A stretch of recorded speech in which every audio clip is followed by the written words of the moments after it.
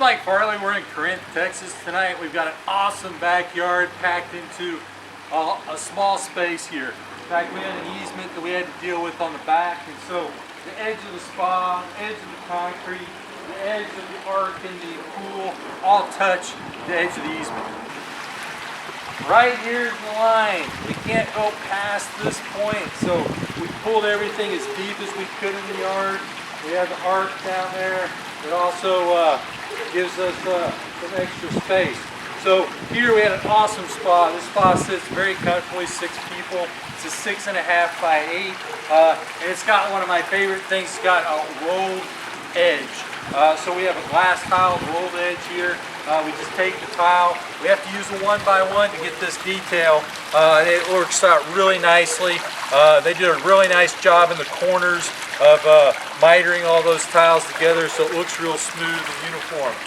So this looks spectacular in the sunlight. We happen to be here on an overcast day, so you have no shadows to see, but we don't have sparkling tile. You'll have to come back sometime later and see the sparkling tile. We probably have some sparkling wine to go with it too.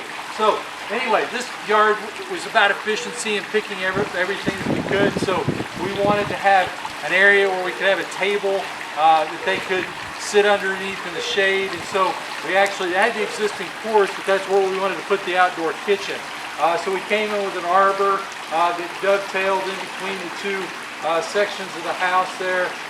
Gives them a great place to have some shade. Also, nice place to sit and watch the TV in the evenings. So, came in with a very straight line pool. Again, about efficiencies. Let me go show you one thing on the other side here. We did away with the big tanning ledge that a lot of people like to incorporate because it was more about sitting and having some patio area for lounge chairs, and we could only go so far deep in the lot because the bass boat still had to fit on the side yard. So got to keep our priorities in order. So here we have a nice 2 steps. They're 18 inches wide, so you can comfortably sit on them. The third step's just kind of tucked in the corner so we can get as much play area as possible in here. Again, we had to be a certain distance off the foundation of the house here, but we did incorporate the tanning ledge I was kind of teaching you. It's over here in the middle instead of in the step area. Because when you have a deep pool, the deeper part's not as efficient. So this pool does go to 8.5 feet deep. And to be 8.5 feet deep, you have to have an exit point. And we basically came in the corners. As you look down here, there's 2 little swim outs in the corners that people can get in and out of the pools on the deep end. We've got the tanning ledge here.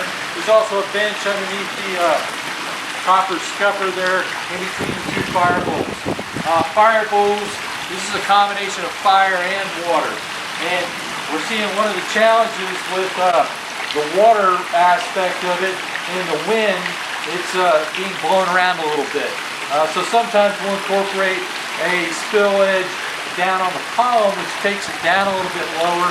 You can see the spill edge coming out in the center of the arc there isn't being affected by the wind nearly as much. The higher you are, the more water wants to pull together and taper. Also, the narrower that water coming out, the more dramatic that is. So we have a pebble sheen finish. This is aqua blue here. We have a nice tile. It's a little bit darker than the watercolor, so it's going to stand out a little bit more. We use the glass on the spa for a rolled edge, but we just use the standard ceramic tile, very similar in color for the waterline of the pool. One thing you never can have too much of is umbrellas. So this backyard has several locations in the deck, over by the spa, right here on the tanning ledge. Most people today really don't want to tan. They just want to be in shallow water. In fact, they want to be in the shade.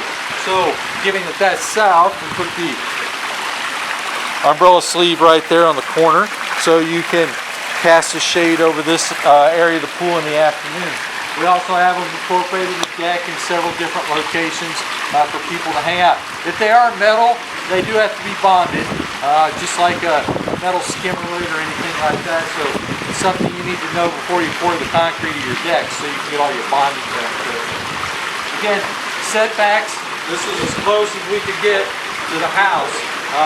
So we made this as wide as we could. And then the tanning ledge, this is a 3x8, so comfortably hang out on that. And then we've got the deep bench down here, so we've got some deep area, we've got some shallow area, we've got a spa, we've got some nice patio areas around, lots of little nooks that we can have gatherings. So they had a party this last weekend for 50 people back here. So lots of places to gather and sit and talk. This is a really cool thing. This is some benches and rockers that were made out of driftwood, which is a really cool feature that they had stored. And then when we got the pool done, they're able to bring it out and have a nice area for that, for gathering wise. Also, we have enough space down here. If you really want to catch afternoon sun, this is where all the sun's at in the afternoon. But you know, today it's more about shade. So anyway, this is Mike Farley. We're in Corinth, Texas tonight. Hope you have a great evening, and we'll talk with you soon.